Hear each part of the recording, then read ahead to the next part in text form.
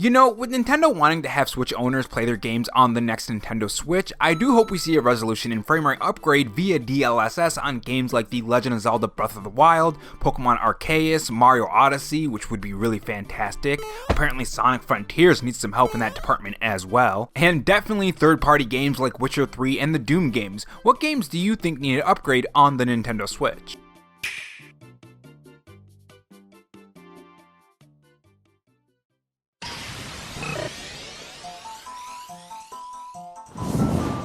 Hey guys, it's Rob here, and welcome back to the RoboChan Show, where we take the gaming news format that channels like Spawnwood or Arlo do, add a dash of animation and some cool editing on top to bring you your gaming news, leaks, and rumors in a fresh new way. If you're new here and want to be kept up on everything gaming, make sure you subscribe to the channel and leave a like if you enjoy the video and dislike if not. In this video, we are going to talk about some of the info that we got from the investor meeting about the next Nintendo Switch, the huge benefit of owning one, the future of classic Nintendo games on the Nintendo Switch as well, all straight from the head honchos over at Nintendo from the Nintendo investor meeting. If you guys enjoyed this video, leave a like, it helps the video reach more viewers when you do, and if you want to help me reach my goal of 1,000 followers on Twitter, my Twitter handle is RoboRob93.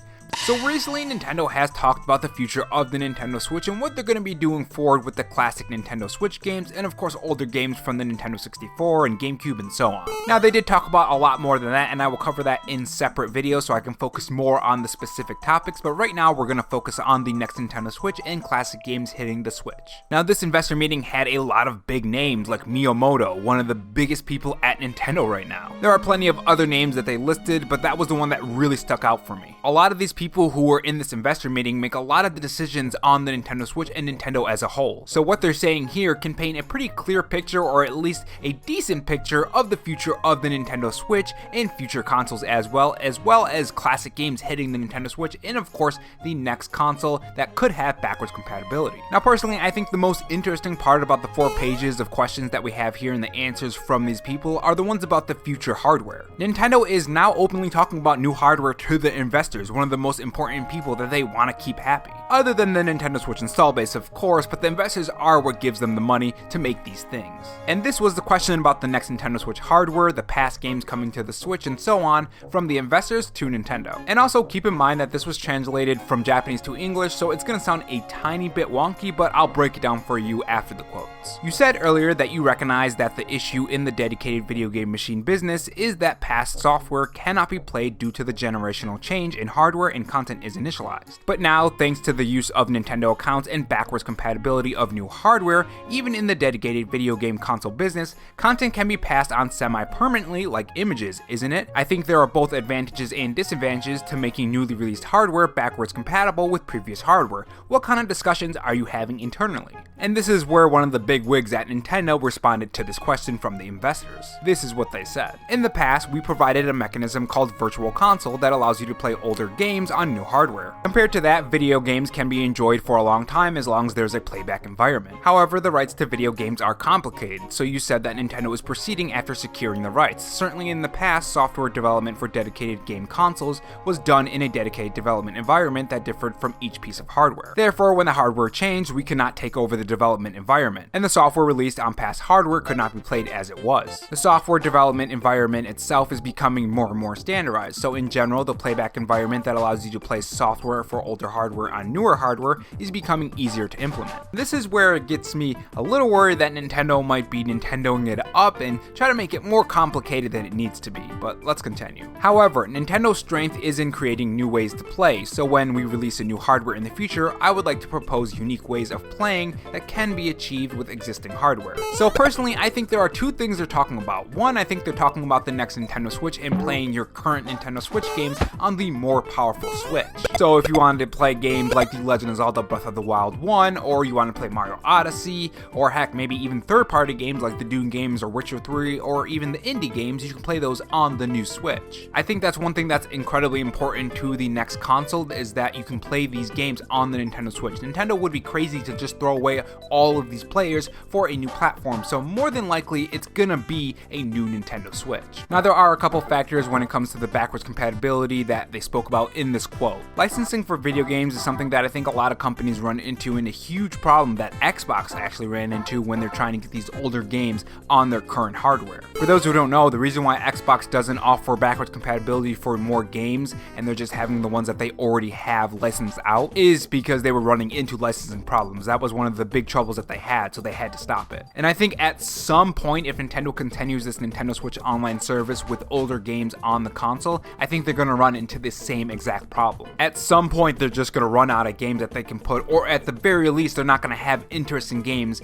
at least not as interesting as 007 or Pokemon Stadium or all the great games that we're getting on this console system. That being said, I don't think they're going to be running out of any systems for the Nintendo Switch Online service anytime soon. We could still have GameCube, we could still have Game Boy Advance. I mean, heck, they can even add non-Nintendo consoles like the Dreamcast. But when it comes to Nintendo Switch games, that's where things get interesting, because they recently said that software development environment itself is becoming more and more standardized. That section is essentially saying that it's becoming easier to get these games running on newer hardware. I mean, right now, you can get Nintendo Switch games to work on the Steam Deck too. That's another thing. So it's not like the next Nintendo Switch won't be able to run these games. There is going to be a way to get these games running on the Nintendo Switch or the Nintendo Switch 2 or whatever they're going to be calling it. And that brings us to the part that's a bit concerning, which is in the last part of that quote. And that part is the unique way of playing. Look, Nintendo, we just want to pop in the cartridge and play our Nintendo Switch games on this next Nintendo console. That's all we want. We don't want some kind of obstacle course to go through, no craziness, no unique way of playing our Switch games on the next Nintendo Switch. So whatever kooky plans you have, just please don't make it too annoying, because I know a lot of times Nintendo can get into their cool ideas and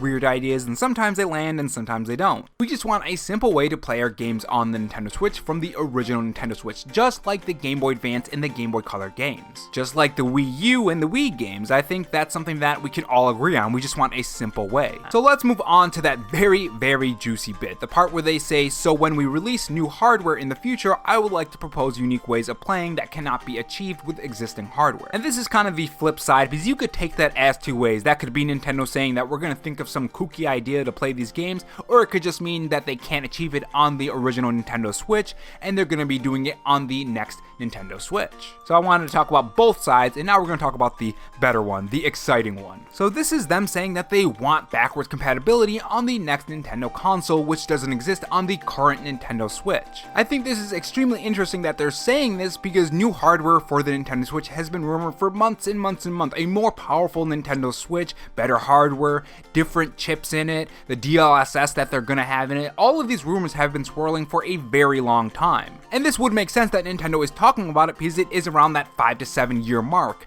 A lot of consoles, not just the Nintendo Switch, not just the Wii U, not just the Wii, all of the consoles more or less had a 5 to 7 year lifespan. And in between those 5 to 7 years, we saw revisions of the same hardware, yes, maybe some upgrades like the OLED Nintendo Switch, but it was never a more powerful console. Usually when that 5 to 7 year mark hits, we see a new console with some kind of power upgrade. Nintendo has been doing this for every single console, so I don't see why they wouldn't do it for the Nintendo Switch, especially if it's selling really well, especially if they consider it in its half-year mark. And I think when they're talking about the Nintendo Switch with its half-year mark, I think they mean the Nintendo Switch family, not just the current Nintendo Switch. So let's say we get a Nintendo Switch Pro, and that's part of the Nintendo Switch family, and we get that for another 4 to 5 years. And then we get a whole new Nintendo console. Now, whether that's going to be still with the Nintendo Switch, we don't know. If it's still selling massively well, I don't see why they wouldn't do that, because they can continue with the Nintendo Switch until it gets to like 4K handheld. Now, of course, that's in the future. I'm not talking about now for those who are going to type in the comment section saying that's never going to happen.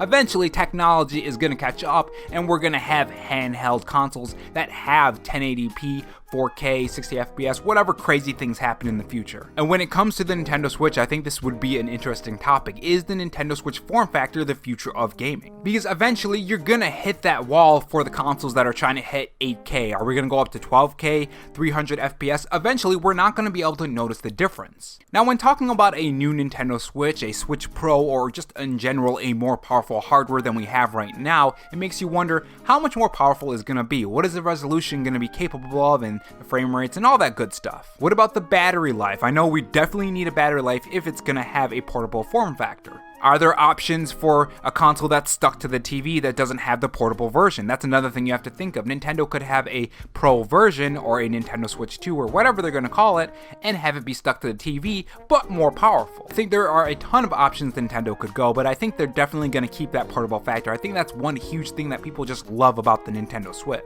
And also, when it comes to the power of this and what it can do, it can't just be a couple bells and whistles here. It can't be a small upgrade. It needs to be a noticeable upgrade. Now, this doesn't mean 4K 120 FPS. It doesn't mean any of that. It just needs to be, I think, at least 1440p or at least, at the very least, 1080p 60 FPS in handheld mode. I don't think you're going to get 1440p out of a cheap Nintendo Switch hardware. You have to understand that the Nintendo Switch was already weak at launch compared to other competitors. It did work out for Nintendo in the end, but I think now people are looking for something more. I think a lot of people are seeing games like Sonic, or they're seeing games like Bayonetta, which has some back-end problems. But if you watch the video from MVG, he explains it really well and does tell that, yeah, the Nintendo Switch is struggling a bit here to hit that 60 FPS and stay a constant 60 FPS. So there are ways that they can improve the Nintendo Switch. I think one way you can get a lot of people on board is saying that your older games will look better on newer hardware, whether that's going to be up to Nintendo or the developers themselves, which in most cases I think it is up to the developers if I'm not mistaken. I don't think Nintendo should be chasing what Xbox and PlayStation are chasing. I think they should chase their own thing, but I think they should have performance in mind this time. And again, I'm not talking about the higher frame rates and higher resolutions that are crazy that the Xbox Series X and PlayStation 5 can hit. No, I'm just talking about a clean and crisp, clear picture. Not only that, but I do think they should future-proof some of the power as well so it can last a little bit longer than the Nintendo Switch, because right now we are seeing problems with a lot of games. I know a lot of people say that Sonic Frontiers is a game that does not look the best. Now keep in mind that this is just one quote from the many ones that are in the investor meeting, so I'll be covering those in other videos as well. But overall, guys, what are your thoughts? Do you think backwards compatibility is coming to the next console? Do you think it's gonna be a next Nintendo Switch, like a Switch Pro or Switch 2 or whatever they're gonna be calling it? Overall, what are your thoughts on this? Tell me your thoughts in the comment section below. And if not, on your way out, make sure you subscribe for more videos and also have that notification bell on. And if you want to support the channel in any other way, there is my Patreon and Twitter account in the pinned comment if you're interested in those. Oh, and also have this donut if you're still sticking around for me rambling. Thanks for watching, guys, and remember, stay safe, stay charged, and have a good one.